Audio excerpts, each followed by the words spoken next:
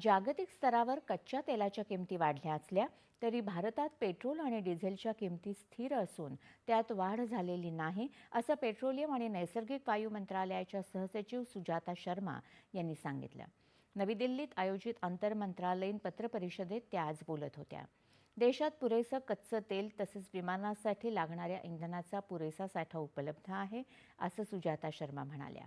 देशांतर्गत एलपीजी उत्पादनात 40% वाढ झाली आहे. किरकोळ विक्री केंद्रांवर कुठेही तुटवडा जाणवलेला नाही, अशी माहिती त्यांनी दिली. एलपीजी ग्राहकांना, विशेषतः व्यावसायिक ग्राहकांना जिथे सीजीडी नेटवर्क उपलब्ध आहे तिथे पीएनजी वापरण्याचं आवाहन त्यांनी केलं. ज्या एलपीजी ग्राहकांना पीएनजी जोडणी घेणं शक्य आहे तिथे त्यांनी अवश्य घ्यावी, असंही मंत्रालयानं म्हटलं आहे.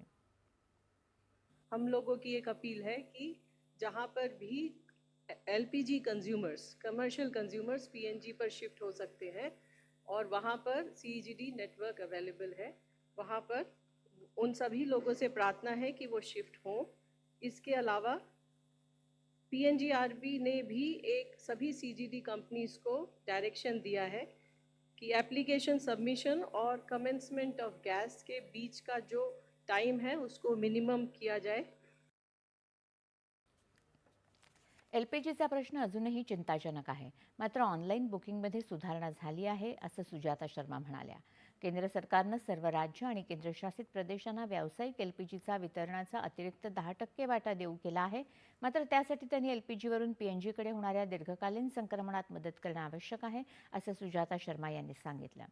भारत आणि संयुक्त अरब अमिराती यांनी होर्मुझच्या सामुद्रधुनीतून सुरक्षित आणि मुक्त जलवाहतूक सुनिश्चित करताना या प्रदेशात पुन्हा शांतता, सुरक्षा आणि स्थैर्य लवकरात लवकर प्रस्थापित करण्याच्या अनुषंगानं एकत्र काम करण्यास सहमती दर्शवली आहे, असं परराष्ट्र मंत्रालयाचे प्रवक्ते रणधीर जयस्वाल यांनी या पत्रकार परिषदेत सांगितलं. गेल्या 24 तासात पश्चिम आशियातील विविध बंदरं आणि ठिकाणांवरून 25 भारतीय नागरिकांना मायदेशी परत आणण्यात आलं आहे. पश्चिम आशियातल्या युद्धस्थितीतही भारताचा इंधन